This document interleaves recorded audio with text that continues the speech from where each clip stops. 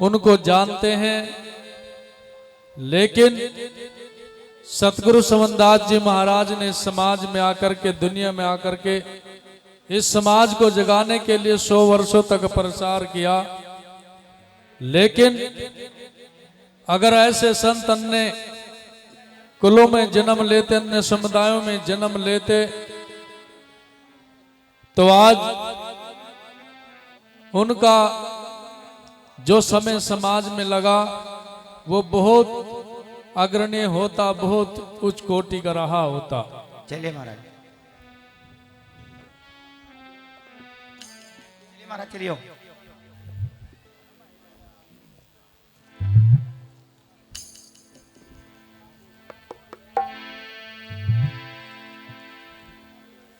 तो मैं वाणी तो नहीं कहूंगा, विचार ही करूंगा, चाहे 1 मिनट दें। नहीं वाणी बोलो जी महाराज जी, वाणी बोल लो। देखो इतना थोड़ा समय वाणी वाले लो। वाणी शब्द बहुत पढ़े, मिटा ना मन का मोह, पारस तक पहुंचा नहीं, रहा लोह का लोह। वाणी शब्द तो हम बहुत पढ़ते हैं, लेकिन जब विचारों की धाराओं का प्रभाव इंसान के दिल और दिमाग पर लग जाता है, तो इंसान के जीवन की विचारधाराएं बदलने लगती हैं। और हम सत्संग जैसी महान गंगा में अपनी विचारधाराओं को बदलने के लिए ही आते हैं। अगर सत्संग में आकर भी हमने अपनी विचारधाराओं को नहीं बदला, तो ये समझो कि सत्संग में आना और ना आना एक समान हो जाता है। बाणियां पढ़ते हैं, ढोलक बज रही है, हारमोनियम बज रहा है, लेकिन ढोलक बजना और हारमोनियम बजना ही सत्संग नहीं है। गाना ये तो एक मन का रिझाना है। इसलिए बहुत से संत महापुरुष आए, जिन्होंने समाज को समझाने के लिए बहुत संघर्ष किया, बहुत अपना सिर चोटी तक का जोर लगा दिया।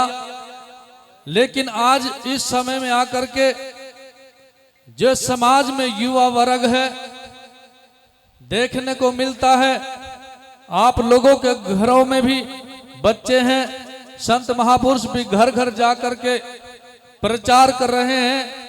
लेकिन आज का जो युवा है, आप लोग देख सकते हैं कि वो विनाश की ओर बढ़ रहा है। ना ही तो संस्कारों का पता है, ना मान सम्मान का पता है, क्योंकि उन लोगों ने अपने जीवन में कभी ना तो भूख देखी, ना गरीबी देखी, और ना ही ऐसा कोई समय अवसर देखा कि उन्हें पता लग सके कि हमारे महापुरुषों ने, संतों ने, गुरुओं ने कैसे इस समाज को इस कसौटी पर ला करके खड़ा किया है। क्योंकि भारत रत्न बाबा साहेब अम्बेडकर जी ने भी इस समाज को समझाने के लिए कहा, एक समाज के लोगों, अगर इस कारवां को आप लोग आगे ना बढ़ा सको तो कम से कम इसे पीछे भी जाने मत देना। उसी तरह इस समाज में जो मूवमेंट चल रहा है, इस भारत सरकार की नीतियों को आप देख रहे हैं कि हम लोग पढ़ने लिखने के लिए स्कूल कॉलेजों में जाते हैं, लेकिन वहां पर भी टॉर्चर किए जाते हैं। सरकारी पद पर चयनित होते हैं, वहां भी टॉर्चर किए जाते हैं। ऐसा क्या कारण है? गुरु प्रेमियों, इस समाज की बहन बेटियों पर अत्याचार होते हैं। क्यों होते हैं? उन्हें न्याय मिल जाता है, न्याय की कोई बात नहीं, लेकिन न्याय मिल जाता है।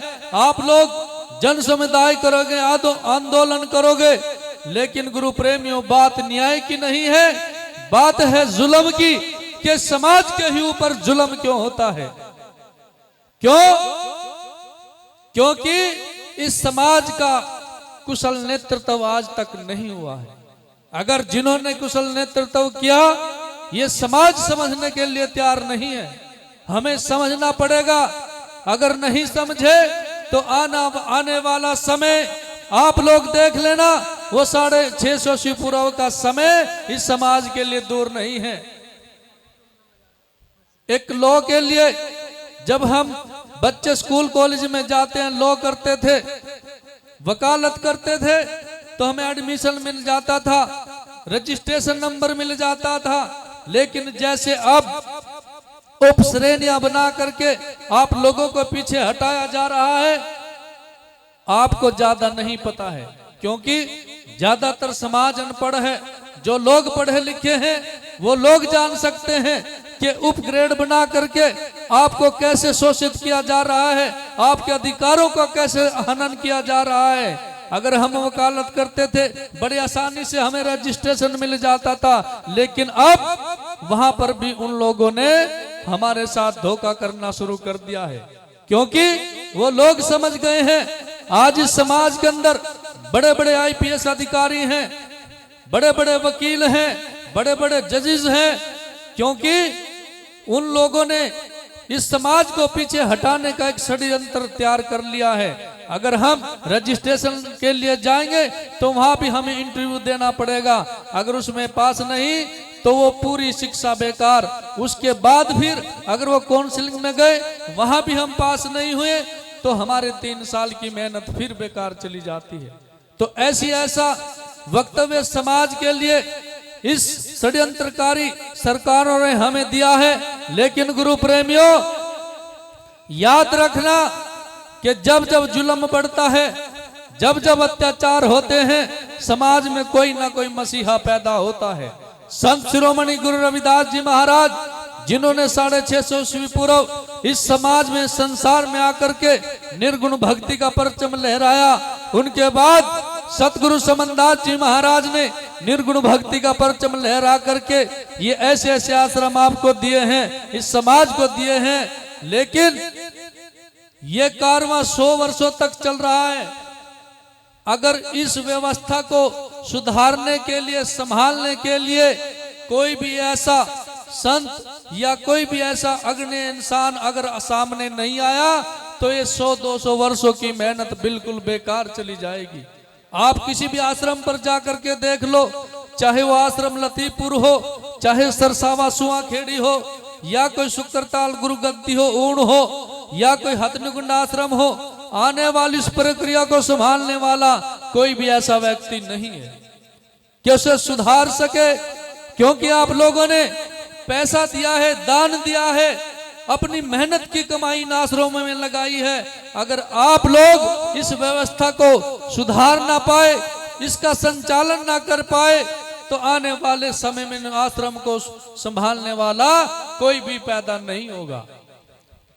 क्योंकि मां कहती है कि समाज में चंद्रशेखर आजाद, चंद्रशेखर पैदा हो, शहीद भगत सिंह जैसे नेता पैदा हो, क्रांतिकारी नेता पैदा हो, राजगुरु पैदा हो, लेकिन मां क्या कहती है कि मेरे घर में पैदा ना हो, पड़ोसन के घर में पैदा हो।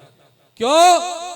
क्योंकि जब हम किसी भी क्रांति में चलते हैं, वहां पर गोली लग सकती है, लाठी डंडे बरस सकते हैं, और मां नहीं चाहती कि मेरे बेटे को लाठी डंडे पड़े, मेरे बेटे को गोलियां लगे। लेकिन मैं कहना चाहता हूं उन माओं से, उन बहनों से, कि आप लोगों ने बड़े लंबे समय तक जुल्म अत्याचार सहे हैं। अगर आप इस समाज को एक संत ना दे सके, एक ऐसा समाज को सुधारने के लिए अग्रणी अवसर नहीं दे सके, तो हमारा जीवन बिल्कुल बेकार रहेगा। इसलिए मैं अपनी माताओं से निवेदन करता हूं, आग्रह करता हूं, क्योंकि हम भी किसी के बच्चे रहे होंगे, हमारा भी घर परिवार होगा।